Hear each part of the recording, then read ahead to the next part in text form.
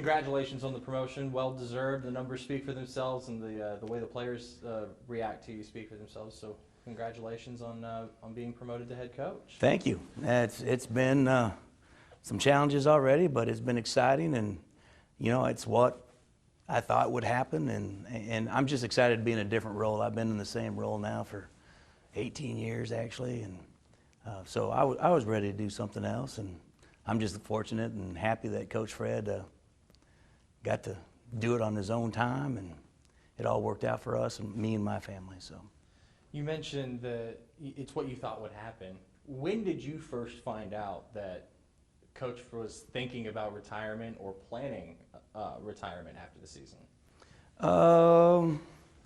Probably not until after, Christmas break. When we got back from the game on, I guess it was the 18th, and he had a little bit of time. We talked a little bit, and I was going to go look at some other jobs, and maybe that kind of started the talk. But that's the first, that him and me talked about it. Coach is healthy, still sharp.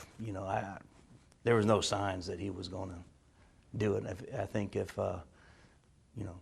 we weren't up on top and going out like this, and his grandkids are getting to that age where they're involved in every sport there is, and him want to be around there, I don't know if it would happen. But so it was after we got back from the national championship before there was any talk about anything. Okay. Your collar is starting to go underneath your Sorry. Perfect. No, I just wanted to make sure you had it fixed. So you get back from Christmas break. Yep. And all of a sudden you get the call that, hey, I'm going to retire. Yep. This is your program now. What was that first, once you got past the shock of wow, I'm moving into the big chair now. Right. What was the first reaction? First reaction was, got a lot of work to do. I mean, I know being here for 22 years, when we came back from break, I mean, it was full throttle. You got to get ready for off season, get going, got to have your recruits in, because the last, 3 years, you haven't had kids in December. So everything's from January until that first Wednesday in February. So there's a lot of things to get organized and get going real fast. This is a program with a lot of tradition, and it's a lot of tradition that you've been a part of. Right. So, yeah, so I was asked the question, why do you think you're the guy? Why do you think you're the best guy for it? And I've been here so long, I wasn't the guy that got to make the final decision, but I've been involved in every major conversation dealing with this program since 1999. And I don't think anybody else could match that. I don't think there's a better person to replace Coach Fredenberg and try to keep this program where it is.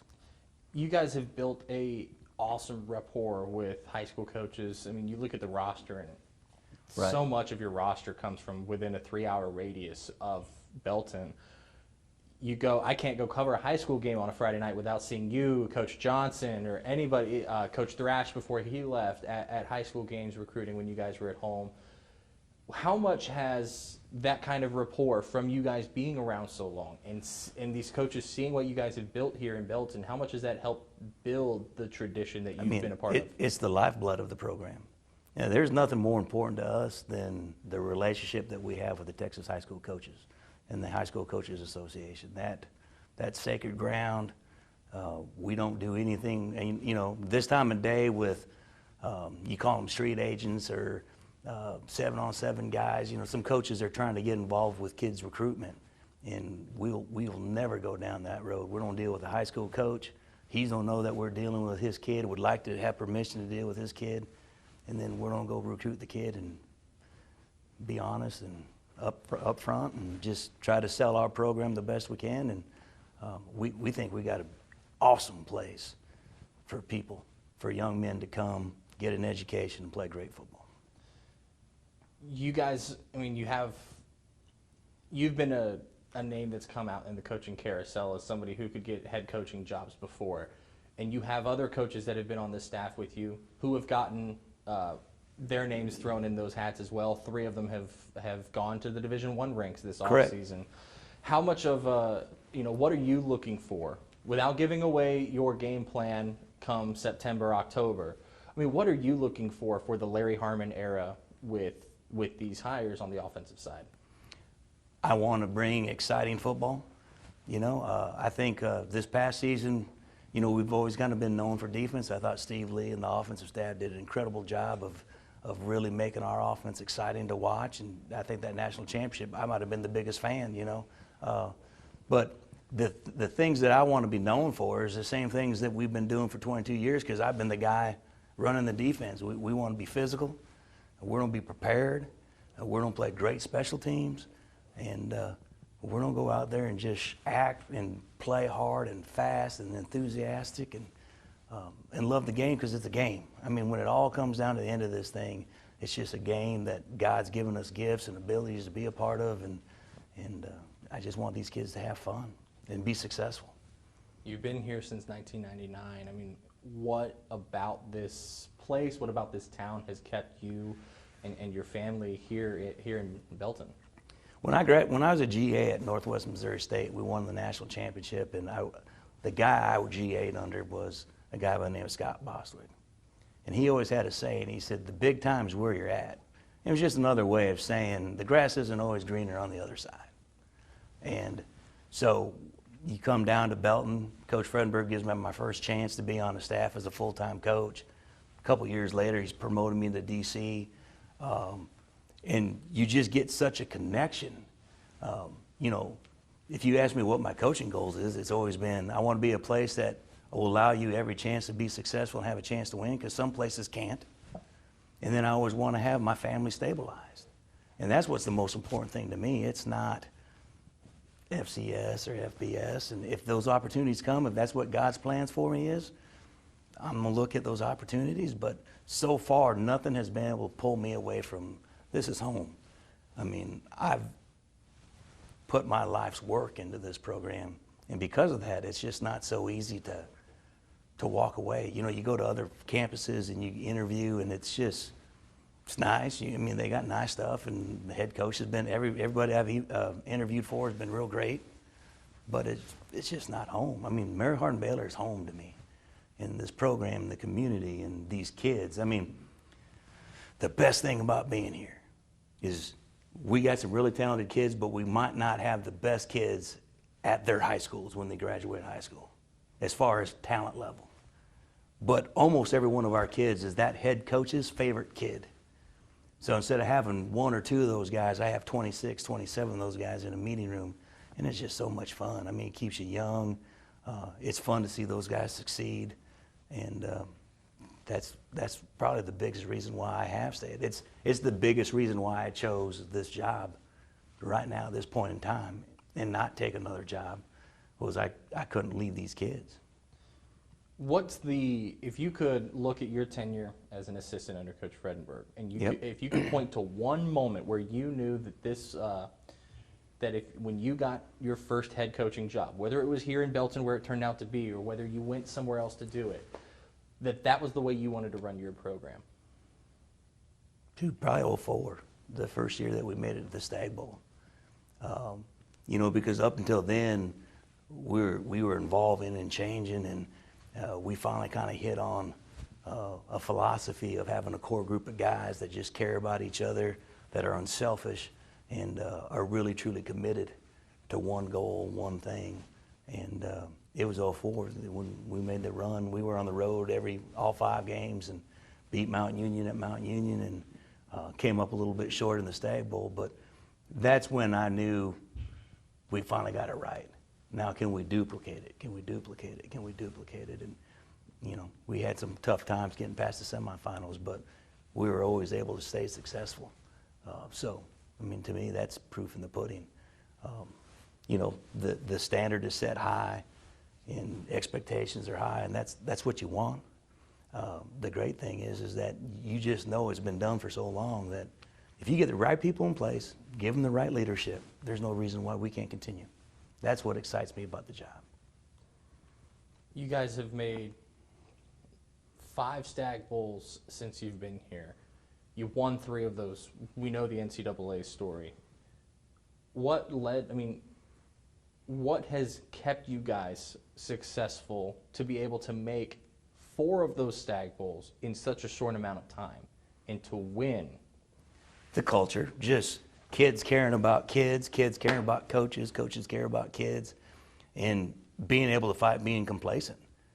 You know, I mean, it's easy to kind of think that, well, we made it and this and that, but once you get that taste, you just keep kind of wanting to get there, and you don't want to let none of these kids want to be the generation that loses that. You know what I mean? So it's kind of a neat little inside pressure that's going here that, you know, I mean, everybody wants to, we have the graveyard out in the back with all the different years, and nobody wants to be that senior class that only has 1 stone or no stones. So it's pretty cool.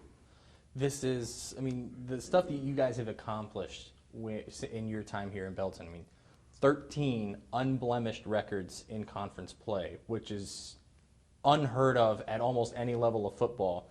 But you guys make it seem so easy. You know, all the Stag Bowls. What accomplishment do you think was maybe the hardest outside of the national championships? Was it those conference records? Was it all the runs to the semifinal? Which one was the most difficult to achieve that was not a national championship? Probably 02, the first year that we won the conference. The passing of the torch between us and Hardin Simmons.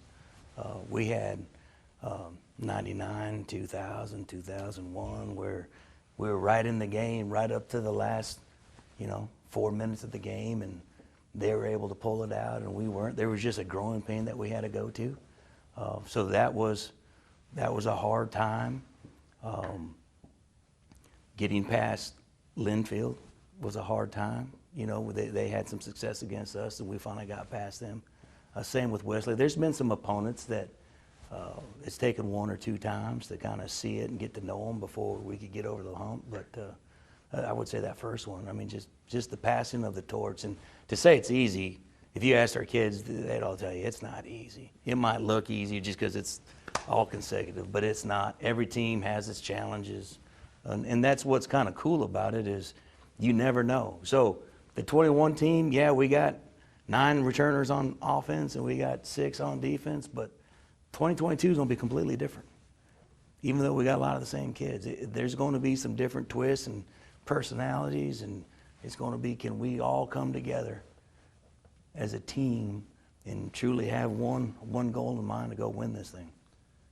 What has the conversation with the university been like, and what does the future of this program look like? You look at the stuff that you guys have.